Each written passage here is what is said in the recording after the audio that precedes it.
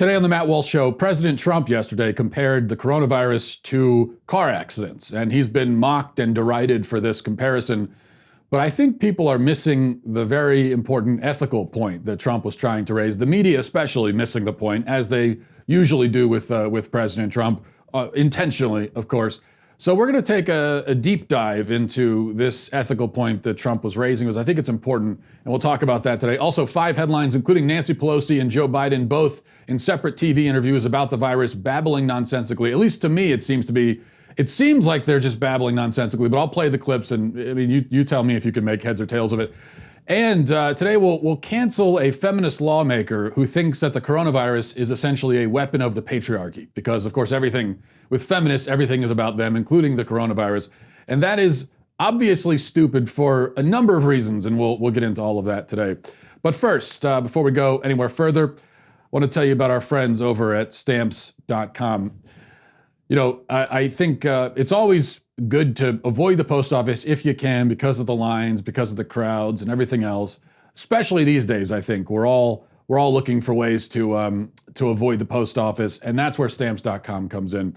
But the question is, what if you need to mail something? What if you have needs where you would usually go to the post office for that? What if you need postage to send out letters and packages? Whatever the case may be. Well, don't worry. Stamps.com is here to help. How? Well, anything you can do at the post office, you can do at Stamps.com. It's that simple. Print postage on demand. You can skip those lines and the crowd at the post office, which again, these days, I think we're all looking to do. Here at Daily Wire, we've been using Stamps.com since 2017, and that means that we've saved a whole lot of time. And saving time also means saving money. Simply use your computer to print official U.S. postage 24/7 for any letter, any package, any class of mail, anywhere you want to send it. Once your mail is ready, you just leave it for your mail carrier, or you could schedule a free package pickup, drop it in the mailbox, whatever it is. No human contact required. It's that simple. Right now, my listeners get a special offer that includes a 4-week trial plus free postage and a digital scale without any long-term commitment. Just go to stamps.com, click on the microphone at the top of the homepage, and type in Walsh. That's stamps.com. Enter Walsh. Stay safe out there. All right. President Trump, as I said, getting a lot of grief for a point he made during a virtual town hall on Fox News in answering a question about his contention that the shutdown should come to an end relatively soon. Trump returned to an analogy that he's certainly not the first person to raise this, but so it's somewhat familiar, but I think it's important. So listen to this. I brought some numbers here. We lose thousands and thousands of people a year to the flu. We don't turn the country off, every year. Now, when I heard the number, we average 37,000 people a year. Can you believe that? And actually, this year, we're having a bad flu season. But we lose thousands of people a year to the flu. We never turned the country off. We lose much more than that to automobile accidents. We didn't call up the automobile company to say, stop making cars. We don't want any cars anymore. We have to get back to work. And then comes the screaming headlines and the outraged tweets and everything else, as we have come to expect. An editorial in the Washington Post takes Trump to task for this analogy, a bad analogy, the Washington Post says.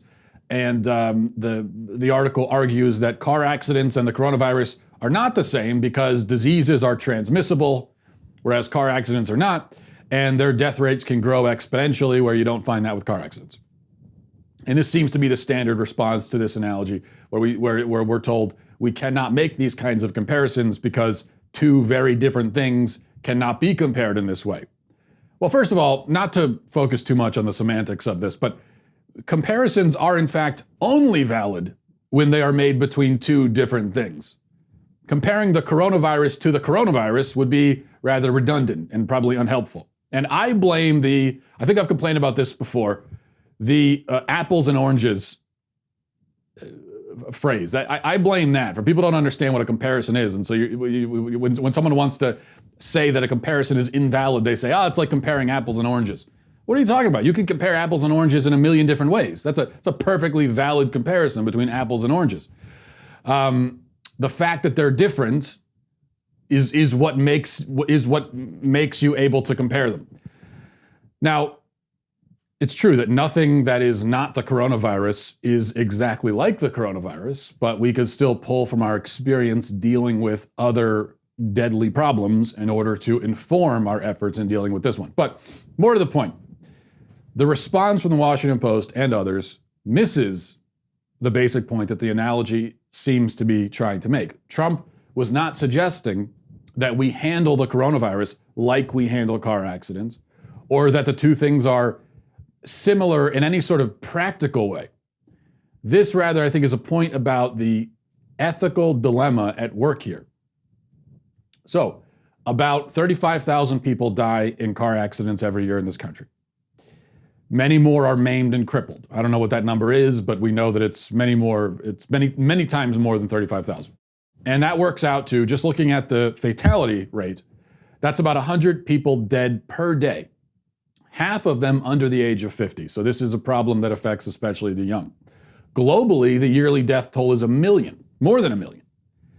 So an immense amount of pain, misery, destruction, and death is absolutely guaranteed every year that we allow cars to be on the road. And we can take safety precautions like we do. We can minimize the problem as much as possible. But we absolutely know, just ask the car insurance companies, we know that there will be around 30 to 35,000 fatal car accidents every single year.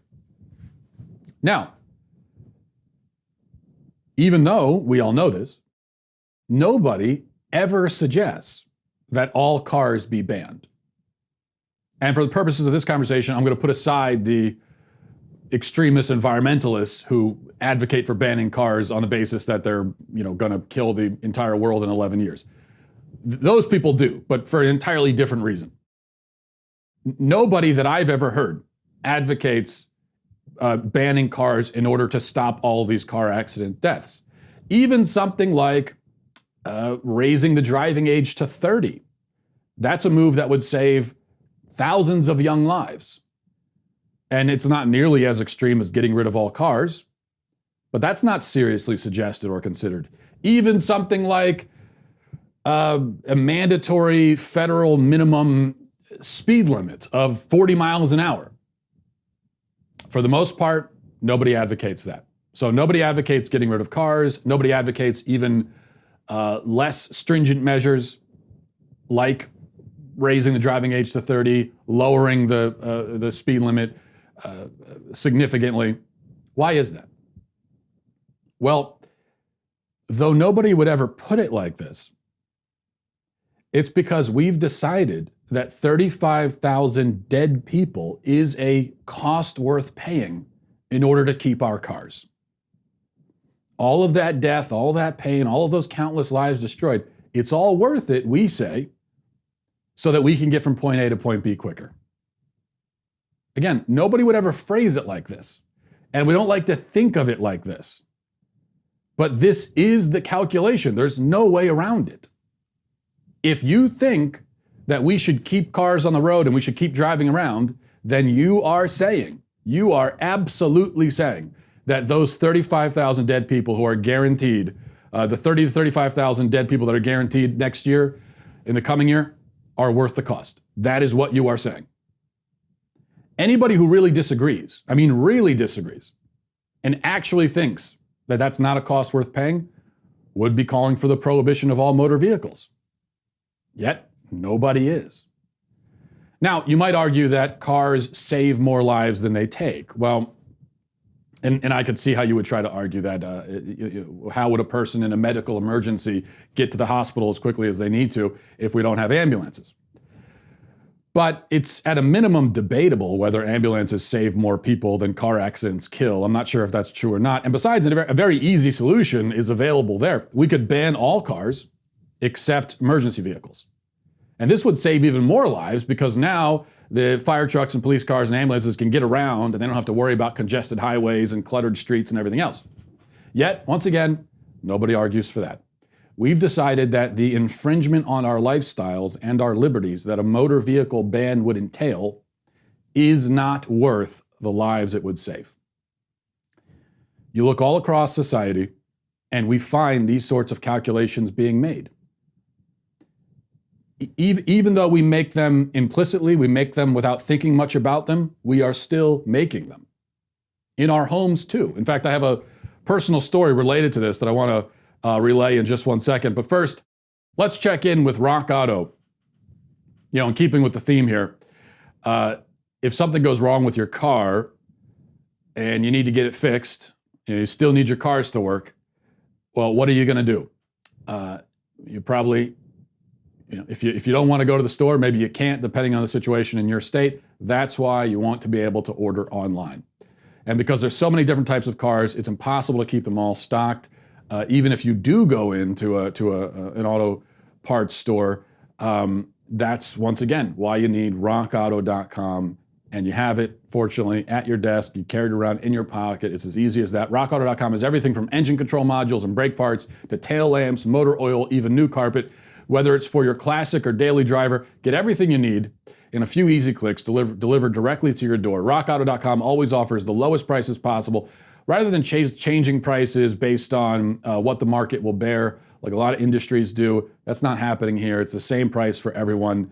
Why would you choose to spend 30%, 50%, 100% more for the exact same item that you can get, online? Why would you go into a store to pay more, spend more time, and everything else?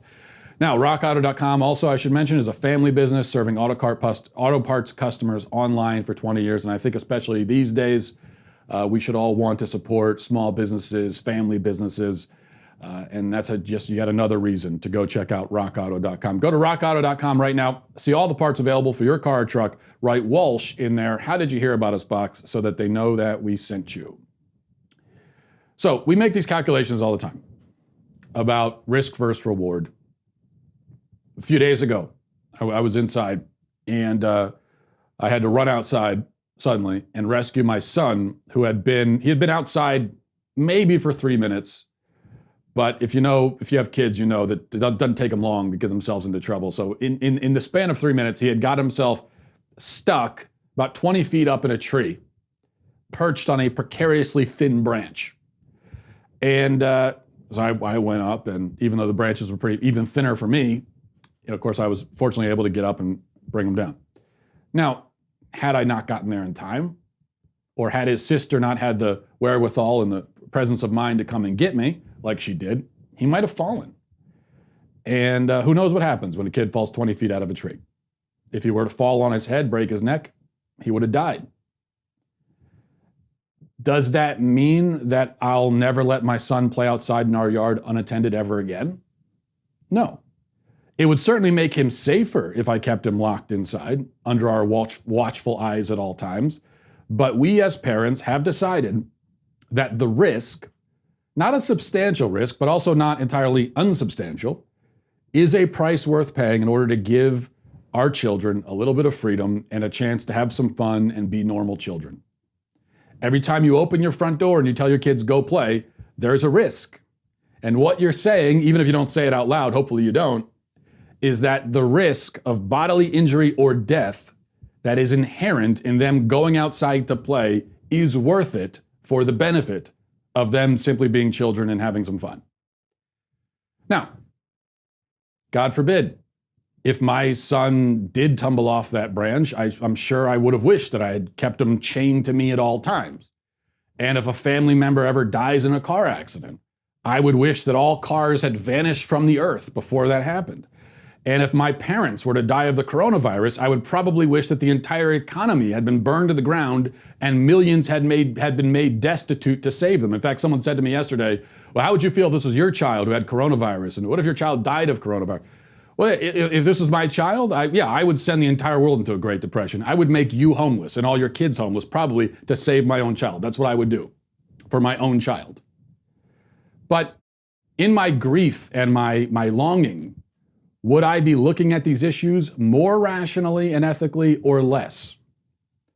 The question is, should I approach life at all times with the mentality of a grief-stricken man desperate to preserve his loved ones' lives at any and all costs, no matter what? Is that how I should always approach things? Is that how we should approach things? Or should we allow for certain risks, even risks that we know we'd probably regret if tragedy were to strike. Now, the coronavirus itself is not like car accidents. It's not like a boy stuck in a tree. But the ethical question is essentially the same. And this is what the point I think Trump was trying to make. Our cars and the positive impact they have on our lives, we say, even if we don't say it, we still say, are worth the 10 million people who will die in them or because of them across the globe over the next decade. 10 million. Our children's fun and freedom is worth the risk to their physical health that must inevitably accompany it. Now, the balance could tip the other way. Obviously, there are many fun things that my kids want to do that I don't let them do because the risk is too much. And maybe if enough people died in cars, I don't know, maybe if, say, 5 million were perishing on our highways just in this country alone every single year, maybe we really would consider banning them. I don't know. There is a line somewhere. I don't know where exactly. I don't think you do either. But apparently, when it comes to cars, wherever that line is, it is comfortably above the 35,000 dead body threshold. That's not enough to make us even consider banning cars. So how many people have to die before we even talk about it? 100,000? A million? I don't know. So then what about the coronavirus? If our cars are worth 35,000 dead, what is our economy worth? What is our way of life worth? If the benefit of having heavy chunks of metal flying around at terrifying speeds outweighs the substantial downside, how do we weigh our entire economy against the risk of an out-of-control viral outbreak? You know, what if I were to say right now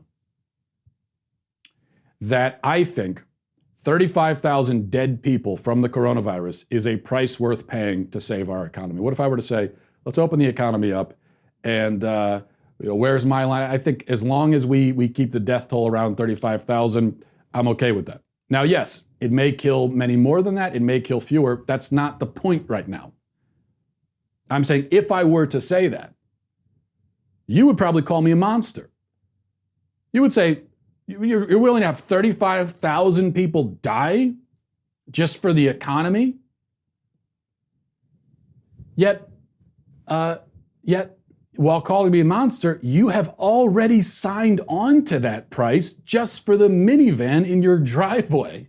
You have already made that calculation and said, yes, that is a price I think we should pay. 35,000 dead people on our highways, fine. Now, could the minivan really be worth more by itself than the minivan combined with your house, your job, your food, your retirement savings, everything else that would be put on the line during an economic crash if these shutdowns were to last for months on end, as some government officials seem to indicate they will? Clearly not. We, in fact, it turns out, despite what people like New York Governor Andrew Cuomo are saying, we should not destroy the economy and embrace destitution just to save one life. We won't even commit to riding our bikes to work for that. So what would the economy's destruction be worth? Would its destruction be worth it to save 50,000 lives, 100,000, a million? I don't know the answer. But this is the question we're asking. And the conversation we have to have, as unsavory as it seems. And once again, I don't know the answer. I've struggled with this, as you know, over these weeks. But it should be noted, as President Trump already did, that the people appalled by this conversation, the people who say, how dare you even think in these terms?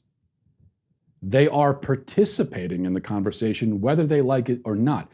Every time they drive to the grocery store, they take part in the dialogue, even if they don't give their answers out loud. And that is the question.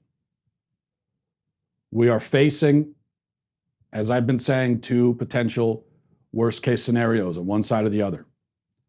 We've got the worst-case scenario of the coronavirus killing many thousands or even millions of people, depending on who you listen to. Worst case on the other end of the spectrum, if these shutdowns go on too long, and there are some who say maybe they've already gone on too long, as far as the economy is concerned. Maybe the damage is already irrevocable. I don't know. But On the other end of the spectrum, worst case scenario is a economic crash unlike anything we have ever seen, a Great Depression that dwarfs the last one, millions destitute, looting, rioting, and everything else. That is, I'm not saying that's going to happen. It could happen. It is a worst case scenario. And what we're doing is we're balancing these two worst case scenarios. And we're saying, okay, if we try to avoid this worst case scenario over here of the economic crash, yes, that means we get back to work and we take certain precautions, but still there's a risk of more people dying from the coronavirus. Well, how many dead makes it worth it to stave off the economic crash? That's the question. But the thing is, if you say, no, we can't do that, let's just stay locked down as long as we need to, well, then you're saying that this worst case scenario of the economic crash is a price you're willing to pay. And so I could ask you, how many destitute families are you willing to accept? How many would make it worth it to you? Or how many would make it so that it's not worth it anymore? Are you willing to have 50 million destitute families out on the street not able to feed their kids in order to keep these lockdowns going? Is that too much? Okay, well then 10 million? I mean, where's your line? I don't think we can hide from this question. And I think that's what President Trump was trying to say. All right, let's go to your news headlines. Before we do, if you haven't had a chance yet to see some of our new content called All Access Live, you should head over to dailywire.com, check it out. Jeremy Boring and Ben Shapiro kicked it off last week, and then we all did live streams each day over at dailywire.com, and we will continue all of this week at 8 p.m., 5 p.m. Pacific. All Access Live is a lot more relaxed than a normal programming, the normal shows and stuff that we do. It's less focused on bringing you news and information. It's more of a conversation. We're sitting there talking to you, and we've been getting a lot of amazing messages from our Daily Wire community during these trying times, and we could see they're coming from a positive and heartfelt place. And I think that this live stream then is not only good for the viewers, but it's good for us. It's therapeutic for us as well to be able to have these conversations. So this is a show intended for our all access members, but during this national emergency and time of isolation, we've opened it up to all of our members, and in doing so, accelerated the launch. So please let us know what you think of it. And if you're around at 8 p.m. Eastern, 5 p.m. Pacific tonight, then tune in. I believe it'll be me tonight doing the all access show. So last week, I did conclude our all access show by playing a musical number on my banjo. Who knows what will happen today? I might have to even bust out the kazoo, because I am a kazoo expert. All right, let's go to your headlines. Number one, the Senate and White House have agreed to a $2 trillion stimulus package. There's a lot in the bill, obviously, but focusing on what I think is the most important thing, here's a reminder, reading from CNN, of how the checks to individual Americans will work under this plan. It says, under the plan, as it was being negotiated, individuals who earn $75,000 in adjusted gross income or less would get direct payments of $1,200 each, with married couples earning up to $150,000 receiving $2,400 and an additional $500 per each child. The payment would scale down by income, phasing out entirely at $99,000 for singles and $198,000 for couples without children. So that's the plan, at least as on the individual check piece of it. This, to me, I'm sorry, is a joke. $2 trillion spent, and you're giving $1,200 to some Americans, which for most will not even be enough to come close to covering the bills. And you're excluding millions of American families because they made, according to the government, too much money 2 years ago. What if they make less money now? Well, they're out of luck. And what if they earn over the threshold now, but their family business has been destroyed? Or they live in a high cost of living area, and so even with that income level, they're still basically living paycheck to paycheck. What if 1,000 other scenarios? Doesn't matter, no help for you. That's what the government says. By the way, here's a question. Is this money going to be taxed? I don't know. I don't know the answer to that question. I suspect that it will be counted as income, and so it will be taxed. So in that case, they're going to send you back your own money, which is what these stimulus checks are. It's your money. They're giving it back to you, and then they're going to tax you on it.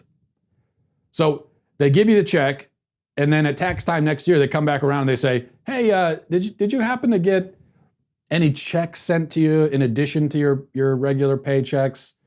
I mean, I don't know. Did you get anything else? Because, oh yeah, I did. I got a stimulus check. Oh, cool. Well, we're just going to need a chunk of that. We're going to need just a little chunk of that. But you gave it to me in the first place. What? Oh, did we? I forgot all about that. Anyway, so about that chunk, just a little chunk is what we're going to need. Meanwhile, the White House is now telling us that the total stimulus effort, the total thing, including this bill and other measures, will total $6 trillion. $6 trillion. Just to give you an idea of how much money that is. If you were to stack it in $1 bills, it would reach over 400,000 miles into the sky. Enough to hit the moon. You'd have so much that you could hit the moon, and then you'd have so much left over on the moon, you could build another stack going back to Earth, which is good because then you're not stuck on the moon. You could climb that stack back. As far as the physics and everything, I'm not sure how much that would work, but still, that's the amount of money we're dealing with. It is a lot of money, to put it mildly. I wonder, are we getting to the point where you might as well just give everybody $1 million? Spend $327 trillion, give everybody $1 million bucks. Because at what point does it not matter anymore?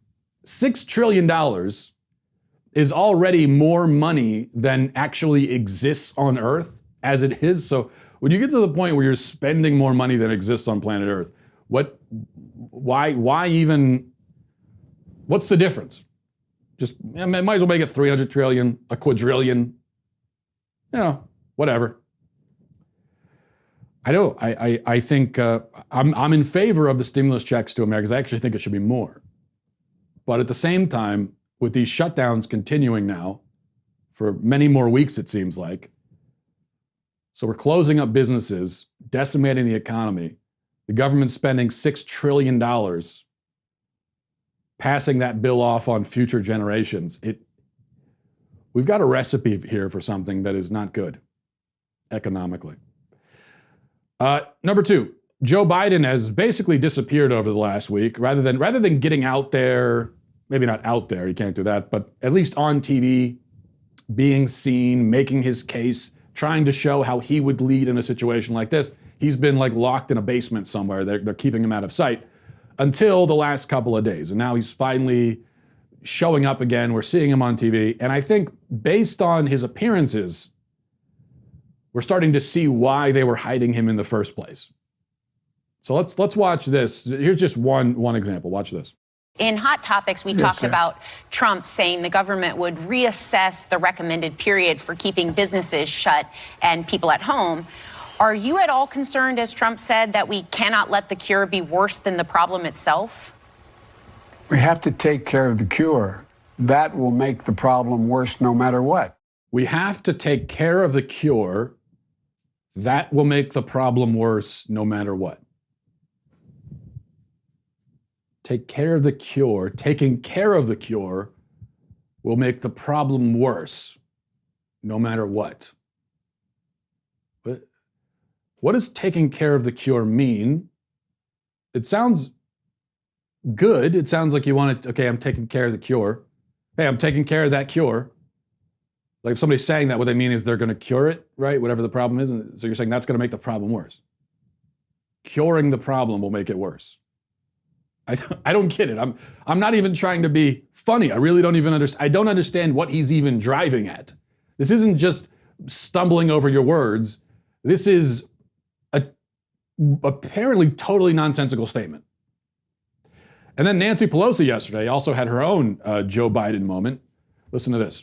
Well, I do think that there is a whole concern in our country that if we're giving tens of billions of dollars to the airlines, that we could at least have a shared value about what happens to the environment. But that is that is an excuse, not a reason for Senator McConnell to go forward. Some of the other issues, like not fully extending family medical leave, not funding food stamps, I hope that will all change in the next few hours. But there are issues that are central to the well-being of Americans. There is a whole concern in our country that if we're giving tens of billions of dollars to the airlines, that we could at least have a shared value about what happens to the environment. Have a shared value about what happens to the environment. We have a shared value. I don't understand what that means either. I don't understand it. I don't know what these people are talking about, but the best and brightest right here. We have the best and brightest leading the way. That makes me feel better. In these times, dealing with one of the great crises that we've ever faced as a nation, and with that, and by that I mean also the economic devastation that they're causing right now, the whole thing, right? It's just good to know that these are the people who are making decisions. All right, number 3, interesting report in the Daily Wire right now by Amanda Prestigiacomo. She writes, government policy and guidance crafted in an effort to flatten the curve of coronavirus-related deaths has largely been based upon an Imperial College London model headed by Professor Neil Ferguson. The terrifying model shows that as many as 2.2 million Americans could perish from the virus if no action is taken, peaking in June. However, that model is likely highly flawed, Oxford epidemiologist Sunetra Gupta writes.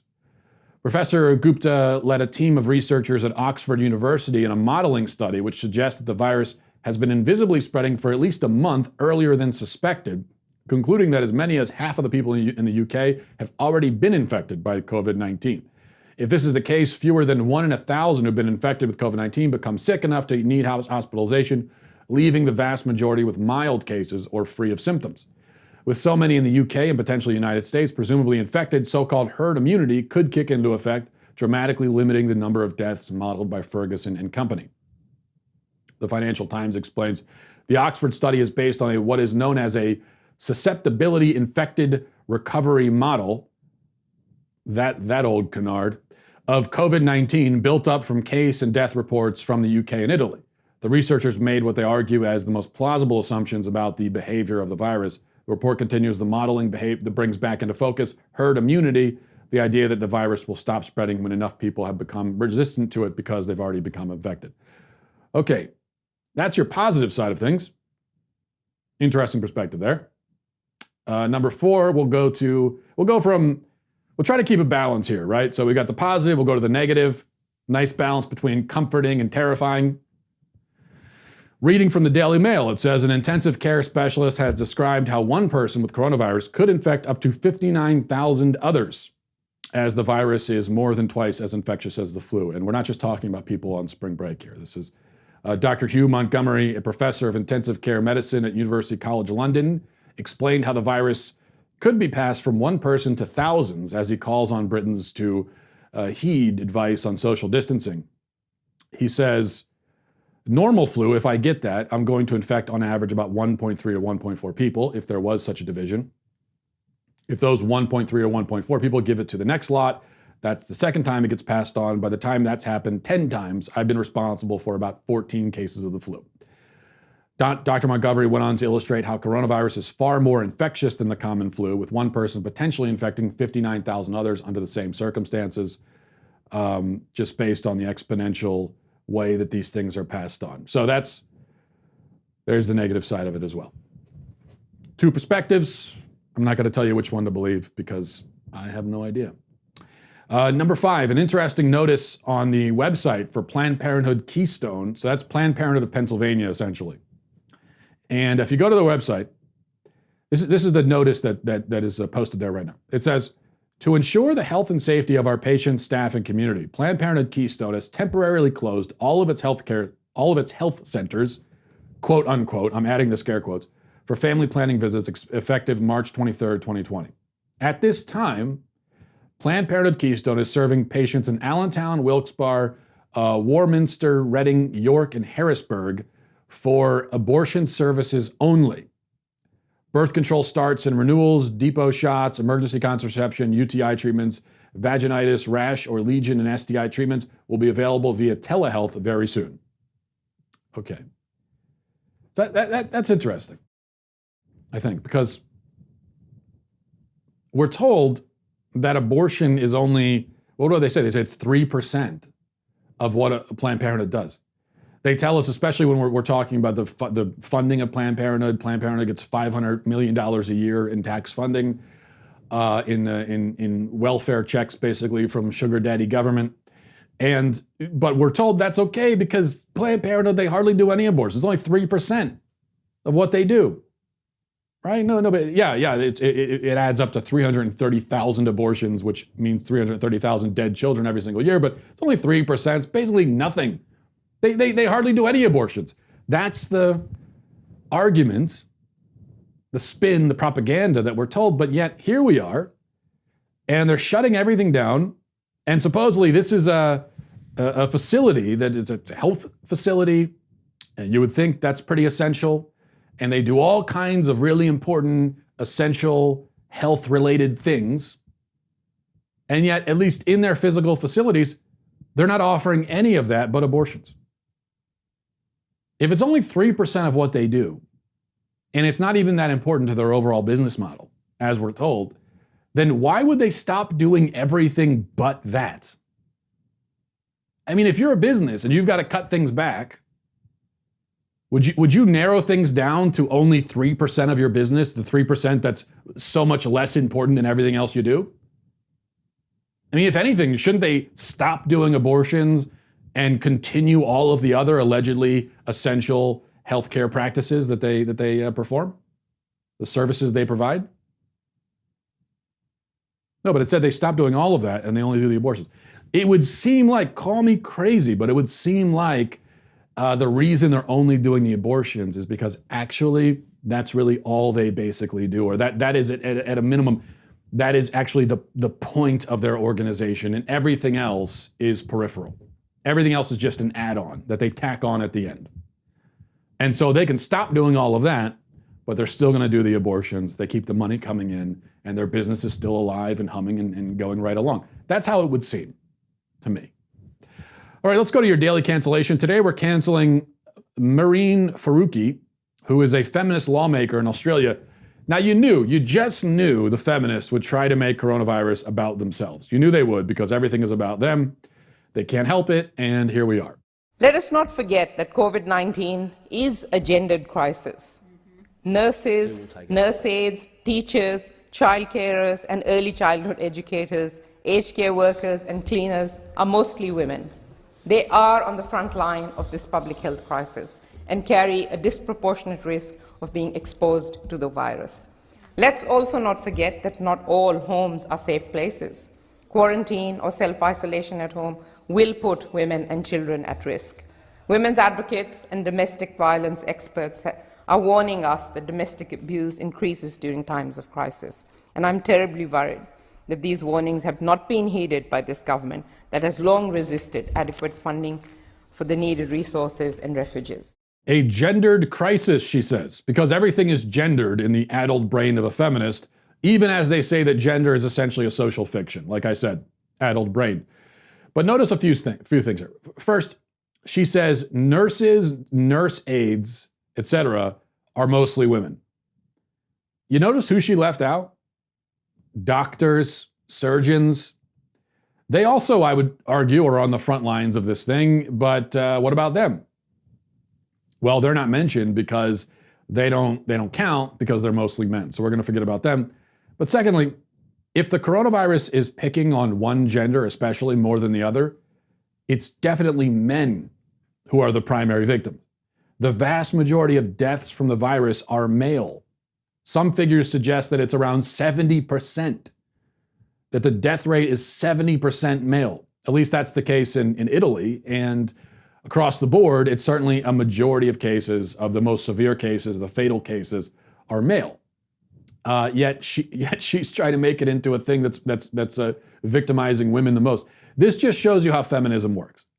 This feminist was able to take a disease that mostly kills men and turn it into a crisis that mostly affects women.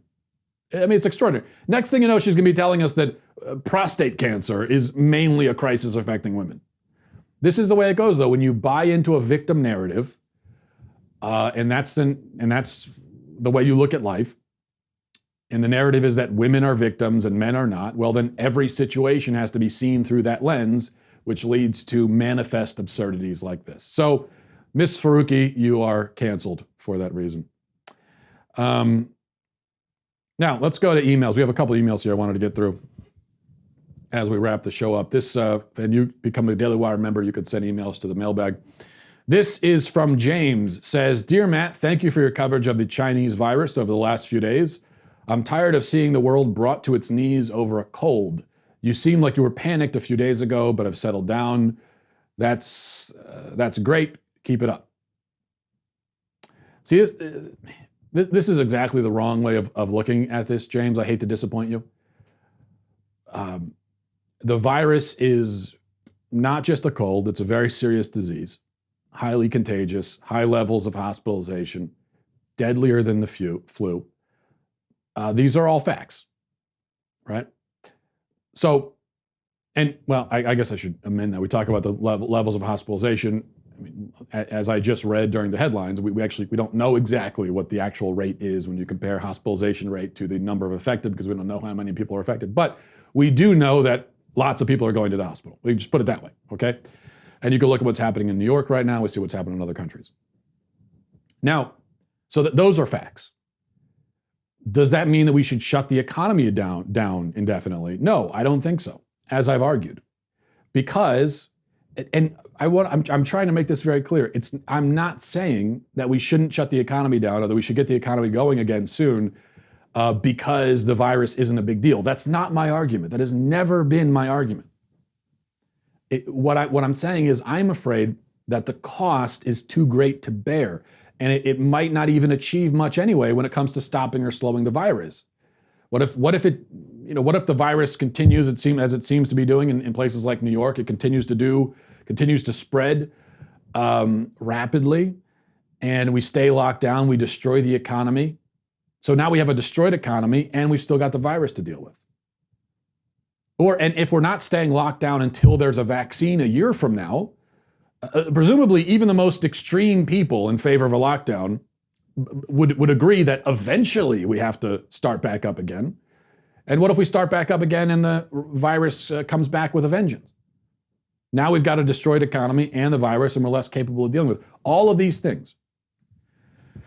For me, come to bear in analyzing this, and I'm saying that destroying the economy is a mistake, and it won't be worth it because of the human cost. So I believe sooner rather than later, we need to get people back to work so they can feed their families while taking a number of precautions, instituting measures that I've outlined over the last few days. And these are not measures that I came up with. I'm not the first one to think of these, but there are a number of things we could do. We could open the economy while still taking a number of measures, including if you're in favor of more draconian measures by the government. There are draconian things you could do even while getting the economy going, such as, for example, mandatory mask laws for everybody that goes out in public. Now, I'm not saying I'd be in favor of that. I don't know how you need to produce a hell of a lot more masks in order to do it. I think we could do that. I don't know how you would enforce it. Would people actually follow it? These are all questions. But then you have the same problem with a shutdown. How do you enforce that, especially as weeks go by and people are sick of it? How do you enforce it? Are people going to follow it? I think at a certain point they won't anymore, so you still have that issue. But you could do, that's it. Now, as far as masks go, I would be more in favor of being more targeted, where maybe certain industries, it's required that you have masks at least for a time. But then there are many other things that you do too. You quarantine the nursing homes, people that are especially vulnerable, you keep them home, quarantine the elderly. And anyone who's in that category but needs a paycheck to survive, well, we can continue to support them. And we could be more targeted in our approach that way. So what I'm suggesting is just a more targeted approach at the virus while trying to keep the economy going as much as possible to stave off a depression and the destitution and suffering that will come from that.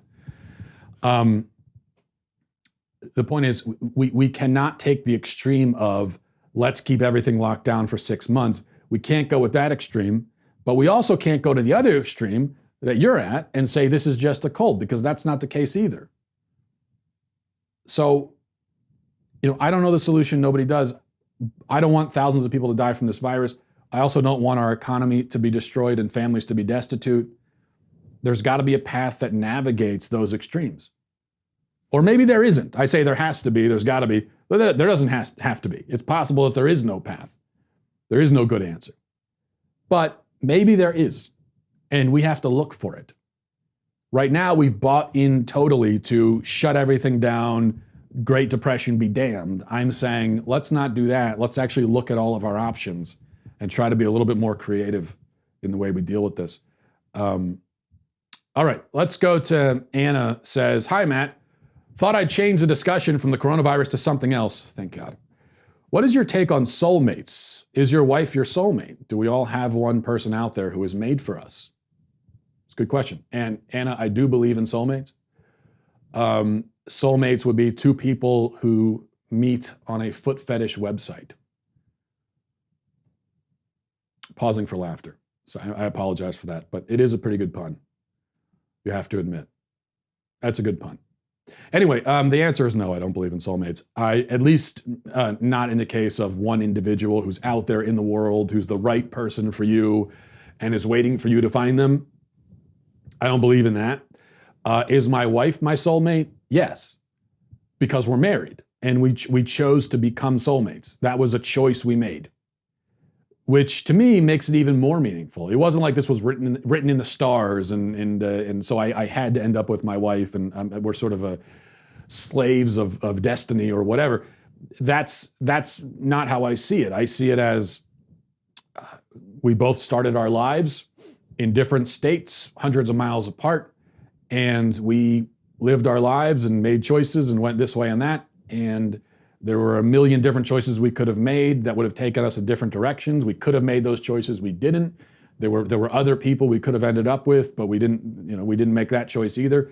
And then we met each other. We made a choice to be together. And because of that choice and that free choice, I think it makes it so much more meaningful. And once you make the choice, now you're committed. You've made an oath before God, and now you are soulmates. So I wasn't my wife's soulmate when I met her. I was her soulmate when I said I do and when she said I do. I think there's another thing, though, about this soulmate thing. I think there's a great danger in this mentality, actually, and we see it play out in society over and over again. I'll tell you what the danger is. If you believe that there are soulmates, there's someone out there that's made for you ahead of time, and all you have to do is go find them. First of all, with all these quarantines, that's going to be very difficult to do.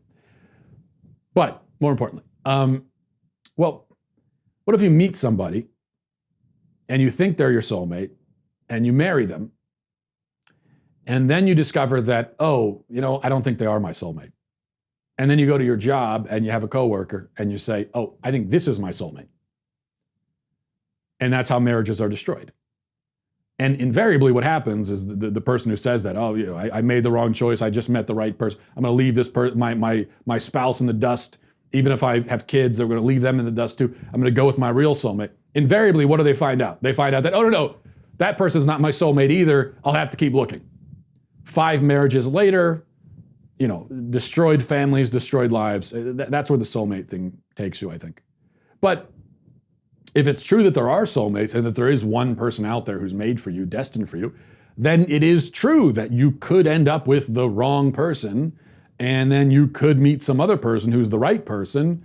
And by this way of thinking, then if you had some way of knowing that this other person is your soulmate, then it would, I guess, be right to leave your spouse for this other person, because this person was made for you. This is who God or the universe or whoever intended for you. But that can't be the case. It can't be that we're destined to leave a person who we made an undying vow and commitment to. It can't be. And I don't think that's the case. So your soulmate is the person who you choose to be your soulmate, as long as they choose you as well. But thank you for that question. That was a nice little break from the coronavirus madness, which we will get back to tomorrow, I'm sure. And thanks everybody for watching. Stay safe out there. Godspeed.